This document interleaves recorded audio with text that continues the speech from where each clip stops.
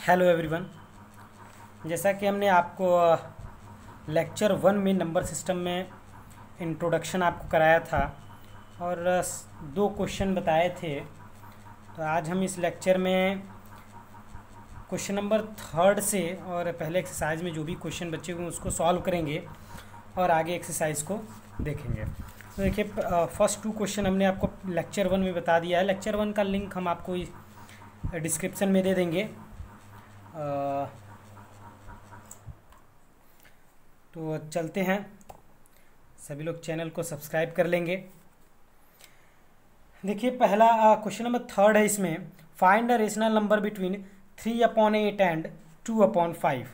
हमें rational number find करना है 3/8 और 2/5 के बीच में। हम यहाँ पे आपको RS अग्रवाल का फुल एक्सरसाइज एक्सप्लेनेशन दे रहे हैं, पूरे एक्सरसाइज का फुल क्वेश्चन के साथ जितना भी जो भी टॉपिक है उसको एक्सप्लेन कर रहे हैं और फुल सोल्यूशन।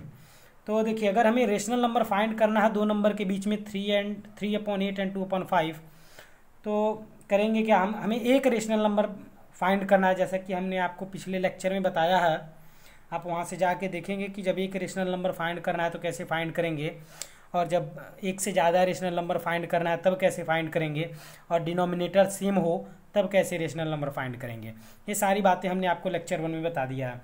तो देखिए, x इक्वल टू हम मान लेते हैं कि 3/8 है। x इक्वल टू हम क्या मान लेंगे कि 3/8 है और y इक्वल टू 2/5 है। तो रिक्वायर्ड रेशनल नंबर का फार्मूला जो है वो हमारा हो जाएगा, हमें एक रेशनल नंबर फाइंड करना है, फार्मूला हमारा हो जाएगा x + y/2। फार्मूला क्या हो जाएगा? x + y/2। तो x की वैल्यू 3/8 और y की वैल्यू 2/5। एलसीएम लेंगे, 40 हमारा एलसीएम होगा 8 और 5 का। तो 8 5 जा 40 यानी 5 3 जा 15 और 5 8 जा 40, तो 8 2 जा 16 यानी 40 और 2 का मल्टीप्लाई कर लेंगे 80 में हो जाएगा, और 15 और 16 को ऐड करेंगे 31/80 आ जाएगा। ये हमारा हो जाएगा थर्ड का question number first. Question number second की तरफ चलते हैं। देखिए, अगला हमारा क्वेश्चन है 1.3 एंड 1.4।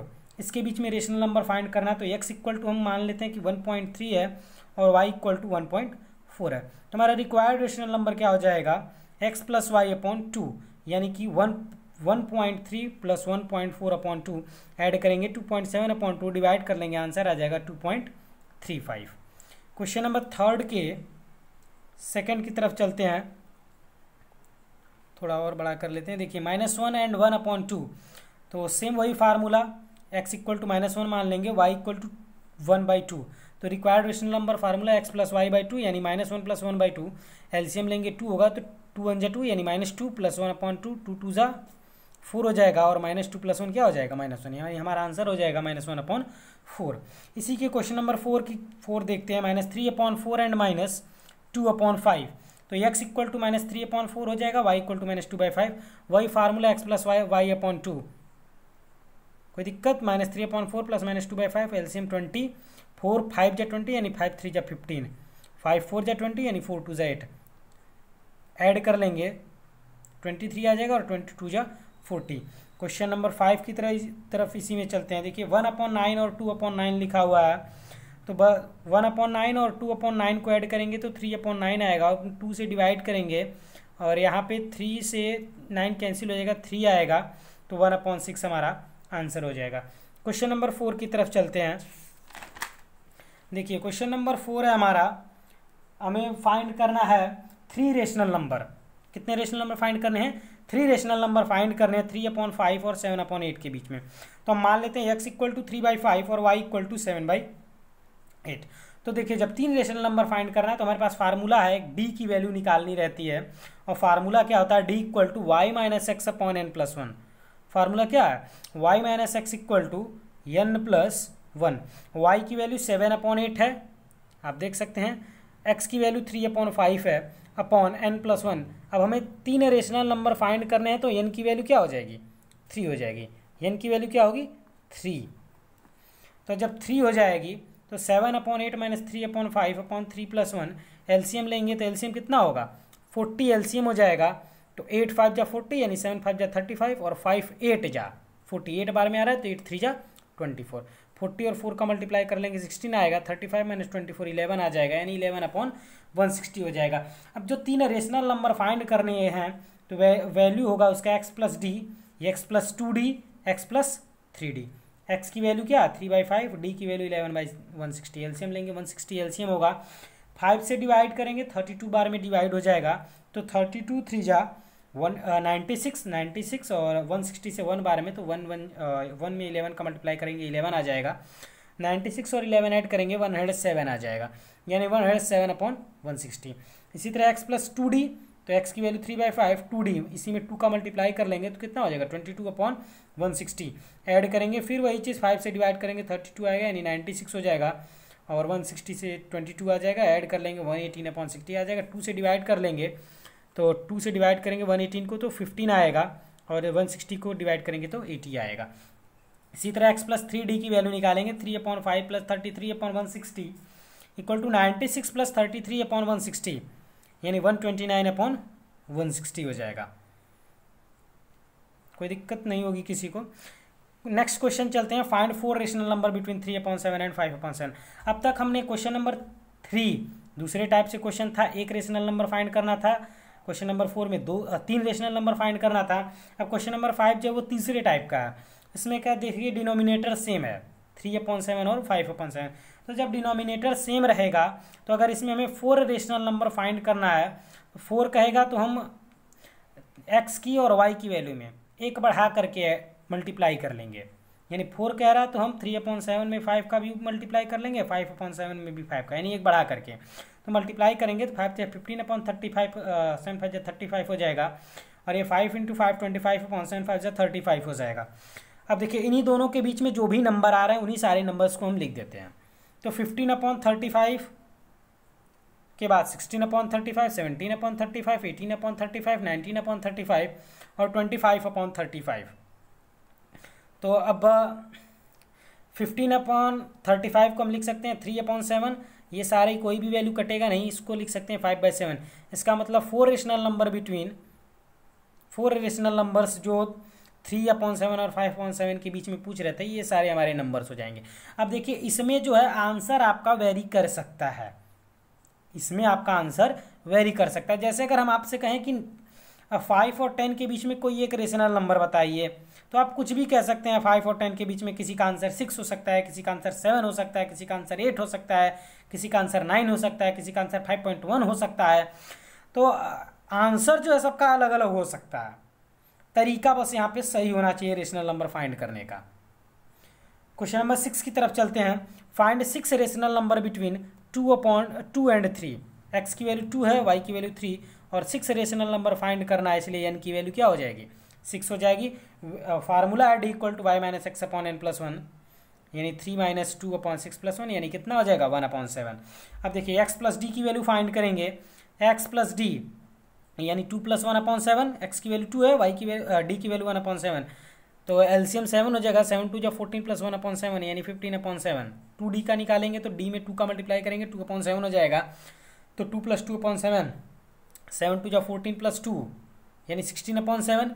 इसी तरह x plus 3d 4d 5d और x प्लस 6d की वैल्यू निकालेंगे तो 17/7, 18/7, 19/7, 20/7 यानी 6 रेशनल नंबर आ जाएंगे। आई होप सबको समझ में आया होगा। ये चारों आप निकाल लेंगे, हमने 2 निकाल के आपको दिखा दिया है। नेक्स्ट क्वेश्चन नंबर 7 की तरफ चलते हैं, जो आपको खुद लगाना है। इसमें कह रहा है find 5 rational number between 3/5 and 2/3। 5 rational number find करना है, 3/5 और 2/3 के बीच में आप लोग फाइंड कर सकते हैं। क्वेश्चन नंबर 8 की तरफ चलते हैं। Insert 16 rational number between 2.1 and 2.2। 2.1 और 2.2 के बीच में हमें 16 रेशनल नंबर फाइंड करने हैं। तो x की वैल्यू क्या होगा 2.1, y की वैल्यू 2.2, d की वैल्यू निकालेंगे y - x/n+1, 2.2 - 2.1/16+1, 2.2 और -2.1 करेंगे तो आंसर हमारा आएगा 0.1, माइनस करेंगे तो 0.1 आएगा, यानी 0.1/17। 10 का मल्टीप्लाई डिवाइड कर लेते हैं तो डेसिमल हट जाएगा, यहाँ आ जाएगा 1 और यहाँ नीचे 10 का मल्टीप्लाई करेंगे तो हो जाएगा 170। अब 1/170 को डिवाइड करेंगे तो आएगा 0.0058 करके 0.0058 आएगा। तो हम डेसिमल के डेसिमल के बाद 3 फिगर लिखते हैं तो 0.005 हो जाएगा। अब वैल्यू निकालते हैं, देखिए x plus 2d, x plus D, x plus 2d, x plus 3d, x plus 4d, x plus 5d, इसी तरह कहाँ तक निकालेंगे हम, x प्लस 16d तक निकालेंगे, क्योंकि हमें 16 फाइंड करना है। तो x प्लस डी की वैल्यू निकालना है, तो x की वैल्यू 2.1 है, d की वैल्यू 0.005 है, ऐड कर लेंगे 2.105 आएगा। आएगा कि नहीं आएगा? ऐड करने सबको आता होगा। डेसिमल के नीचे डेसिमल होना चाहिए, एक देखिए करके दिखा देते हैं। 2.1 है और 0.005 ऐसे लिखेंगे, यहाँ पे बढ़ा लेंगे तो ये 5 हो जाएगा, 0 हो जाएगा, 1 हो जाएगा, ये 2.105 ऐसे ऐड कर लेंगे, कोई दिक्कत किसी को? अब x प्लस 2d का निकालना हो तो 0.005 में हम 2 का मल्टीप्लाई करेंगे तो कितना आएगा, 0.10 आएगा।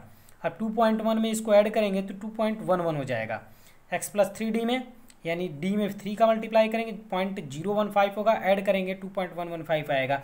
इसी तरह से बाकी सारी वैल्यू जो है 16d तक हम सारा का सारा निकाल लेंगे। आई होप क्वेश्चन नंबर 8 में किसी को कोई दिक्कत नहीं होगी।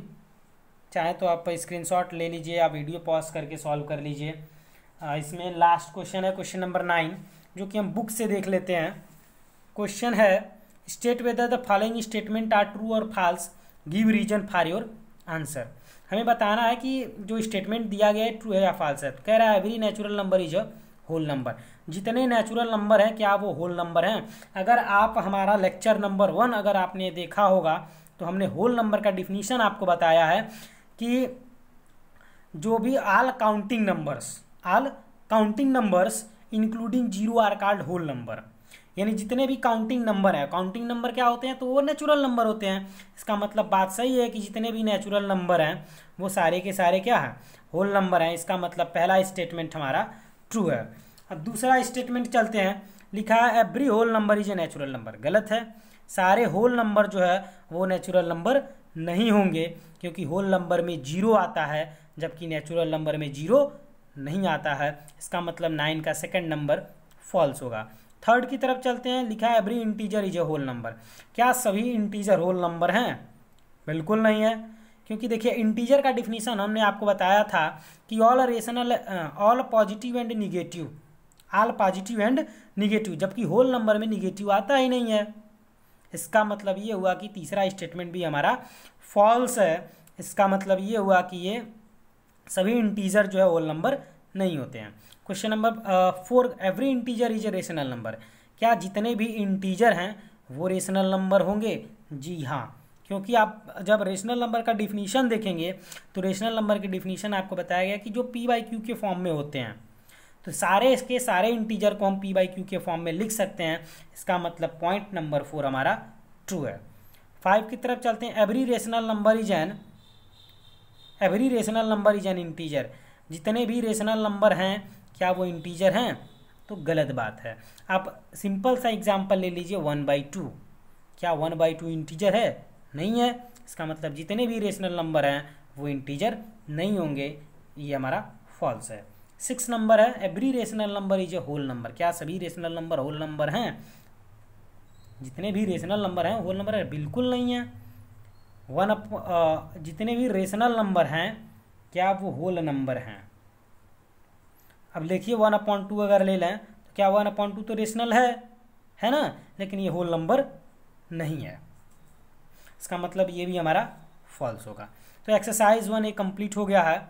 एक्सरसाइज 1B के लिए हम आपको कुछ टर्म्स को एक्सप्लेन कर देते हैं। जैसे लिखा है decimal representation of rational number.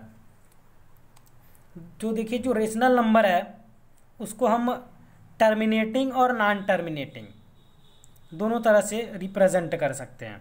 यानी डिवाइड करने के बाद जो रेशनल नंबर होते हैं वो टर्मिनेट भी कर सकते हैं और नॉन टर्मिनेटिंग भी हो सकते हैं। टर्मिनेट का मतलब जो पूरा तरह डिवाइड हो जाए, यानी जिसमें रिमाइंडर 0 हो जाए।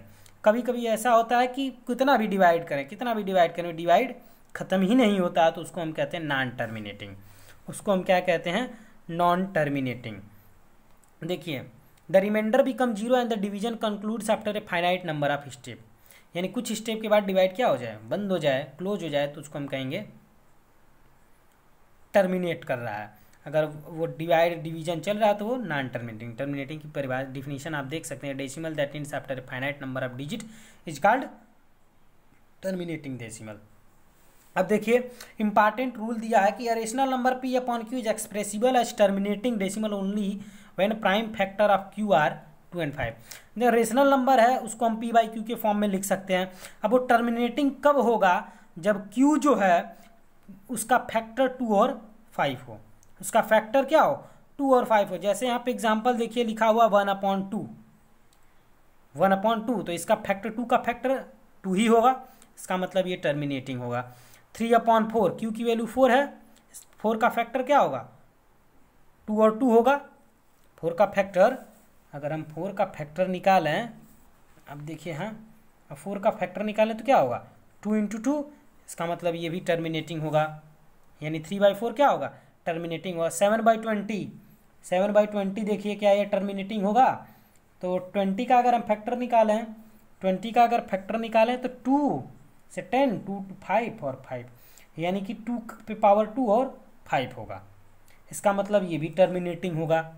इसके 20 जो है 20, इसके जो फैक्टर हैं वो 2 और 5 हैं, इसका मतलब ये भी टर्मिनेटिंग होगा। अगर ऐसे लिखा 13/25, इसको हम लिख सकते हैं 13/5 का स्क्वायर, यानी इसका फैक्टर क्या है, 5 है 25 का, इसका मतलब ये भी टर्मिनेटिंग है। अब हम नॉन टर्मिनेटिंग का एग्जाम्पल ले लें। जैसे अगर लिखा है 1/6, लिखा हो 1/6, क्या ये टर्मिनेटिंग है, ये टर्मिनेटिंग नहीं है, क्योंकि 6 का फैक्टर क्या क्या होगा, फैक्टराइजेशन करें तो 2 और 3 आएगा। अब देखिए अगर 2 और 3 दोनों आ गया, इसका मतलब ये क्या है, टर्मिनेट नहीं करेगा, ये क्या है, नॉन टर्मिनेटिंग है। तो बात आई आपको समझ में, टर्मिनेटिंग और नॉन टर्मिनेटिंग। अगर केवल 2 है या केवल 5 है या फिर 2 और 5 दोनों है अगर फैक्टर में, तो टर्मिनेटिंग होगा। अगर इनके अलावा भी कुछ आ रहा है तो वो नॉन टर्मिनेटिंग होगा। अब आगे चलते हैं। आप एग्जाम्पल जब देखेंगे तो आपको समझ में आ जाएगा, और जब क्वेश्चन लगाएंगे और क्वेश्चन हम आपको बताएंगे तो और क्लियर हो जाएगा। जैसे अगला आप देखिए, repeating a decimal in which digit or set of digit is repeated periodically. यानी कभी कभी क्या होता है कि हम डिवाइड करते हैं तो कुछ डिजिट जो है रिपीट करने लगते हैं। क्या करते हैं, रिपीट करने लगते हैं, तो उसको हम कहते हैं रिपीटिंग और रिकरिंग डेसिमल। क्या कहेंगे, रिपीटिंग और रिकरिंग डेसिमल। जैसे यहाँ पे आप एग्जांपल देखिए कि 2/3 है, तो हमने अभी बताया कि नीचे जो q है, यहाँ पे q क्या है, 3 है, इसका मतलब ये नॉन टर्मिनेटिंग है। तो जब डिवाइड करेंगे तो ये देखिए 0.66666 ऐसे आता रहेगा। इसका मतलब 6 क्या है, रिपीट कर रहा है, यानी रिकर कर रहा है। इसका मतलब ये कैसा डेसिमल है, रिकरिंग डेसिमल है। यानी 2/3 को अगर डिवाइड करें तो कैसा डेसिमल आएगा, रिकरिंग डेसिमल आएगा। अब देखिए जितना नंबर रिपीट करेगा, जितना नंबर रिपीट करेगा उसको हम कहते हैं लेंथ ऑफ पीरियड। जैसे 15/7 को हम डिवाइड करें 2.142857 आएगा, यानी 142857। यही अगर रिपीट करें, इस बार लगने का मतलब ये है जो ऊपर बार लगा हुआ है, इसका मतलब ये हो कि जब हम डिवाइड करें तो यही नंबर 142857 बार बार रिपीट कर रहा है। यानी 7 के बाद फिर से 142857 आएगा, फिर 142857 आएगा। इसका मतलब इसका लेंथ ऑफ पीरियड क्या है, 6 है। यानी जो नंबर रिपीट करता है, अगर पूछ दिया जाए उसका लेंथ ऑफ पीरियड क्या है, तो इसका मतलब जो नंबर रिपीट कर रहा है उस बता देंगे, 1 नंबर रिपीट कर रहा है, 2 नंबर रिपीट कर रहा है। तो देखिए रेशनल नंबर का करेक्टरिस्टिक क्या होता है कि रेशनल नंबर टर्मिनेटिंग होगा। रेशनल नंबर क्या होगा, टर्मिनेटिंग हो सकता है, और नॉन टर्मिनेटिंग रिकरिंग भी हो सकता है। यानी टर्मिनेट भी कर सकता है और नहीं टर्मिनेट, नॉन टर्मिनेटिंग भी हो सकता है, नॉन टर्मिनेटिंग रिकरिंग भी हो सकता है। रिकरिंग का मतलब रिपीट भी कर सकता है।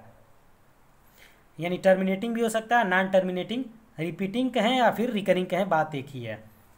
अब इसके बाद हमारा एक्सरसाइज आ जाएगा, जो कि हम आपको अब नेक्स्ट लेक्चर में एक्सरसाइज को सॉल्व कराएंगे, एक्सरसाइज 1B। आज के लिए बस इतना ही। Thanks for watching my video. अगर आपको हमारी वीडियो पसंद आए तो वीडियो को लाइक कीजिए, चैनल को सब्सक्राइब कीजिए और अधिक से अधिक शेयर कीजिए। Thanks for watching.